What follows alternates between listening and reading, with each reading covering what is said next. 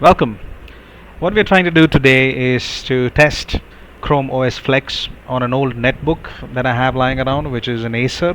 I'm not sure of the specs that it has at the moment, but I'll get into that a little later. This is primarily because I want to have an operating system which automatically updates and which is easy to maintain, something which even my grandma can use.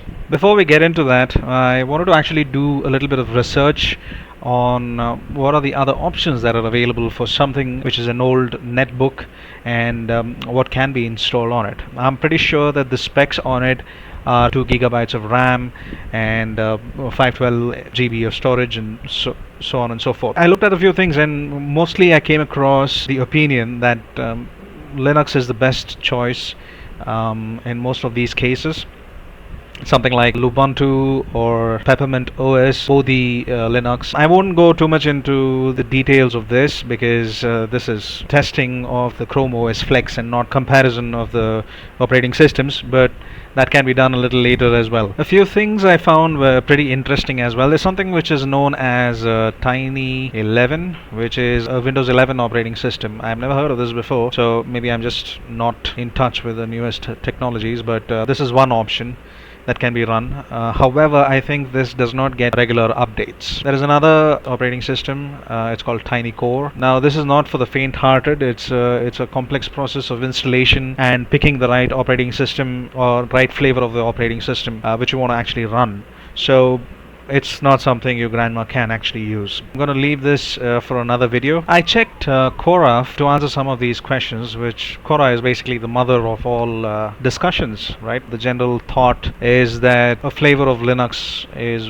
what is best suited for older machines. There is also another choice, just like the Chrome OS, which is Fide OS. I haven't had a chance to try this out, but maybe I'll try this out on another video. Okay, so we are going to go through 3 steps to finish the installation. One is check if the PC meets the requirements. We just did, and it doesn't, but we'll still check the box for now. Then we create the installation media, then install the operating system. We have to first download Chrome OS Flex onto a flash drive. There are plenty of ways to do that. The easiest way is to do it with the Chrome browser. If you don't have the Chrome browser, then you can actually download the media, the zip file, and then extract the bin file and then burn it or copy it onto a flash drive using any of the tools that are available, either with Balena Etcher or Rufus or something like that.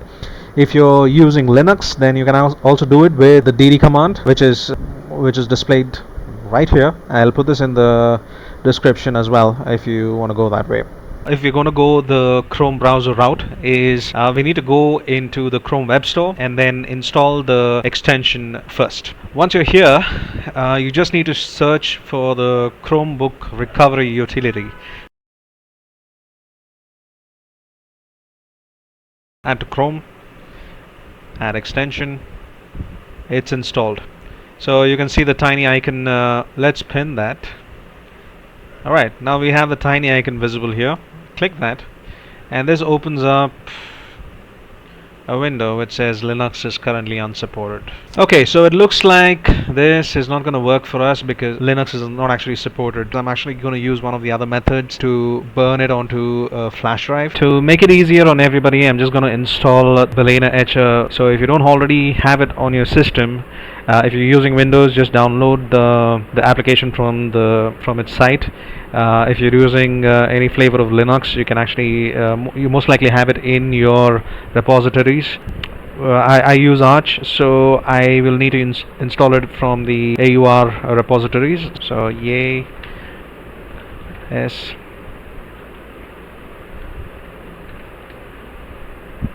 Alright, so that should take care of the installation.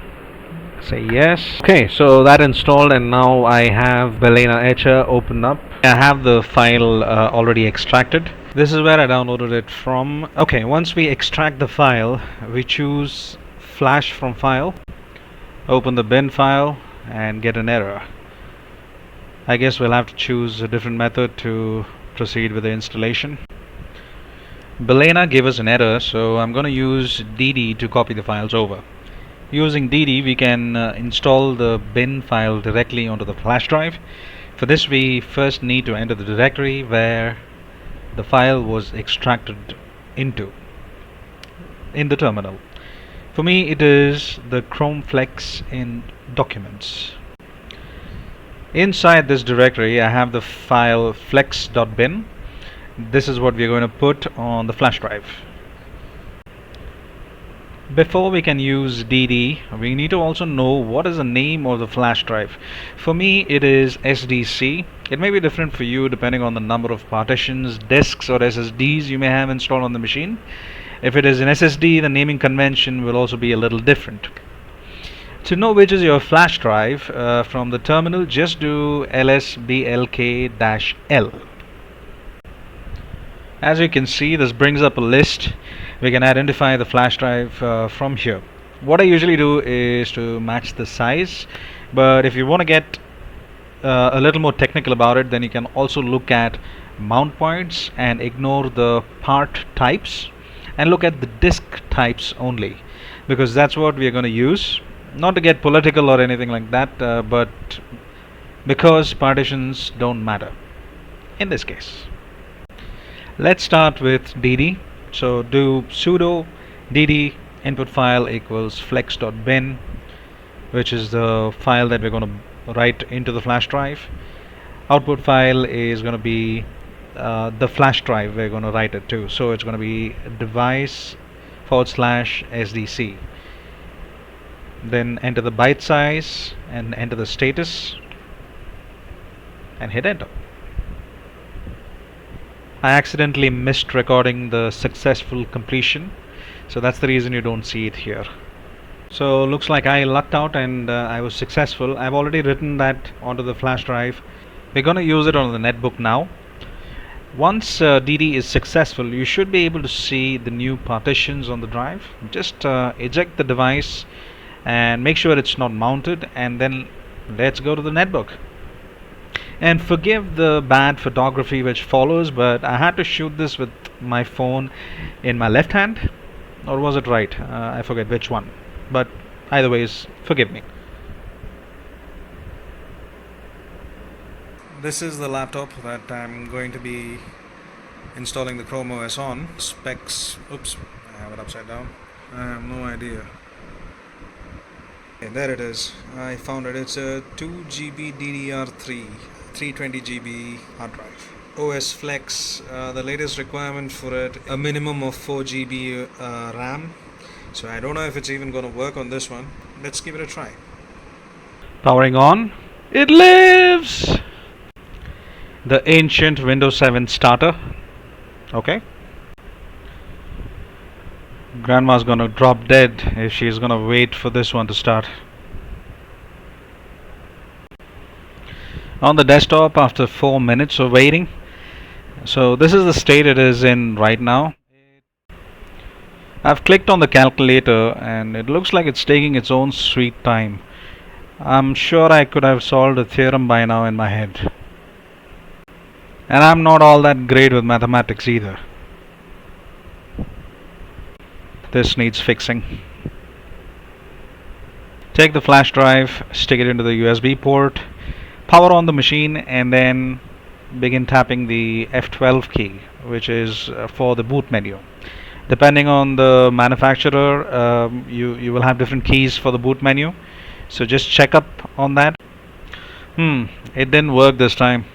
So let's quickly check in the BIOS to see what settings we can actually change. Okay, so the reason it failed was looks like the F12 boot menu was disabled in the BIOS. I've entered the BIOS and I've enabled it now. I will give it another try.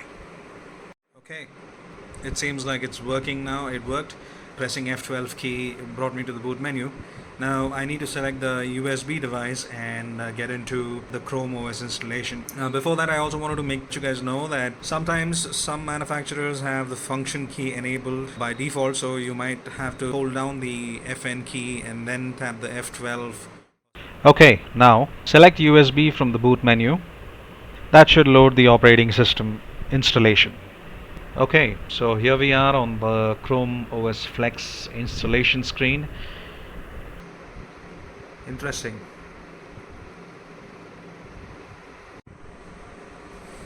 Okay, so I've been waiting for the past I don't know, 10 minutes, or not 10 minutes, it seems like 10 minutes, but it's only been, I think, 5 minutes. And this is all I see. It's just a blank screen with no information or whatsoever. And a few seconds ago, it actually said that um, some screen reader option, and it asked me to press the space bar. I did, and I still see a blank screen. So I think the problem is because this machine has only 2 gigabytes of RAM. It'll take a very long time for it to actually load up the operating system. So I don't think it's a good idea to install Chrome OS Flex on this machine. Okay, because the Flex installation bombed, I have installed Peppermint OS on this netbook, and it works great. Smooth as a baby's bottom and with all the bells and whistles too. So stay tuned for the next episode where I will install it step by step. And if you like the video, give me a thumbs up and let me know what else may interest you in the comments. And please subscribe. Although this is my first, I will be adding more soon. Till next time, keep screwing up. Thank you for watching.